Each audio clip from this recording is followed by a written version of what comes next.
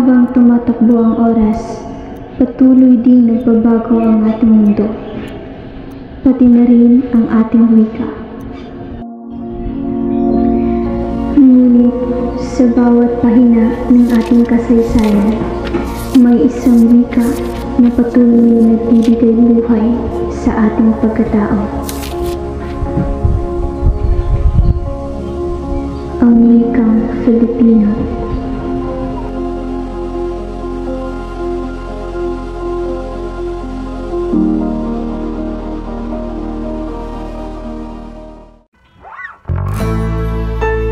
Isinulat ito ng ating mga ninuno at pinapasa sa bawat henerasyon.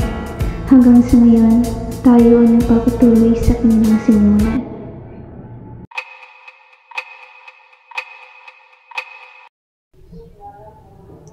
Magandang araw po sa inyong lahat.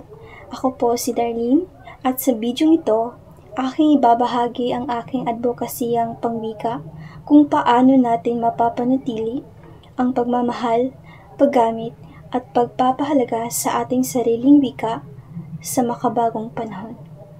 Ito ang aking paninindigan. Wika ko, karunungan ko, tara, simulan na natin.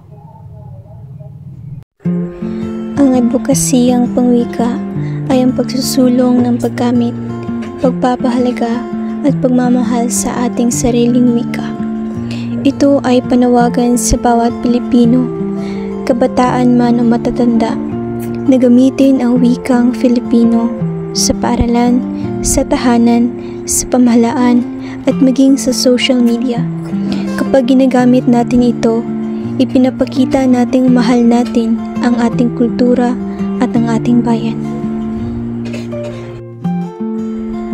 Ang wikang Filipino ay tulay ng pagkakaunawaan at simbolo ng ating pagkakakilanlan bilang Pilipino. Sa pamamagitan ng wika, na ipapahayag natin ang ating damdamin, pangarap at ideya. Sabi nga ni Jose Rizal, ang hindi magmahal sa sariling wika ay higit pa sa hayop at malansang isda. Ang paggamit ng Filipino sa sining, pelikula, panitikan at edukasyon ay nagpapatibay sa ating pagka-Pilipino. Ngunit sa paglipas ng panahon, unti-unting napapalitan ng banyagang wika ang ating sariling wika. Marami sa atin, lalo na sa kabataan, ang mas komportabling magsalita sa Ingles o Taglish. Hindi masama ang paggamit ng ibang wika, ngunit huwag nating hayaang tuluyang mawala ang atin. Dahil kapag iniwan natin ang wikang Filipino, para na rin nating tinalikuran ang ating ugat bilang Pilipino. Dahil dito, ako, si Darlene, ay nagsusulong ng advokasiyang pinamagatang wika ko, karunungan ko.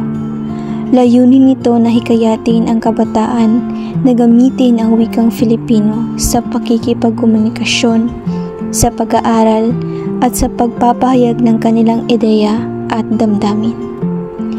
Ang Filipino ay mayaman, malalim, at kayang magpahayag ng kaalaman sa agham, sining, at teknolohiya. Hindi ito hadlang sa progreso. Ito ay sandigan ng makabayang karunungan. Ang wika ay buhay. Ito ang ating pagkakakilanlan, ating kultura, at ang ating dangal bilang Pilipino.